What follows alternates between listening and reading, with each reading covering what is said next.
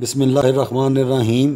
جادو کے زور پر حسد اور بغض رکھنے والے افراد ایسا جادو یا بندش بھی کروا دیتے ہیں جس سے دکان کے مالک کا دل اڑتا رہتا ہے اور اس کا دل یہی کرتا ہے کہ دکان کو بیچ دیا جائے اور یہ جگہ چھوڑ دینی چاہیے۔ اگر کسی کا اس کاروبار کو ترک کر کے اور کوئی کاروبار کرنے کا ارادہ ہو تو یہ علیحدہ بات ہے، لیکن اگر ایسا زور زبردستی سے کیا جا رہا ہو تو دریا یا نہر کا چلتا ہوا پانی لا کر ایک مٹی کے پاک صاف پیالے میں ڈالا جائے اور اس پر 7 دنوں تک چاروں کل شریف کو رات کو 1 بجے 100 کی تعداد میں پڑھ کر دم کر دیا جائے۔ جب 8واں دن آئے تو اس پیالے کو تیز آگ کے اوپر رکھ دیا جائے، کم از کم آدھا گھنٹہ۔ اس بات کا خیال رکھا جائے کہ پانی سوکھ نہ جائے، اتنا پانی ضرور ڈالا جائے جس سے پانی گرم ہونے کے ساتھ ساتھ سوکھے نہیں۔ پھر اس پیالے کے منہ پر مٹی کا ڈھکن رکھ کر ارد گرد موم لپیٹ دیا جائے اور اسے کوری مٹی کی ہانڈی میں رکھ کر سورہ فاتحہ پڑھتے ہوئے دریا یا نہر پر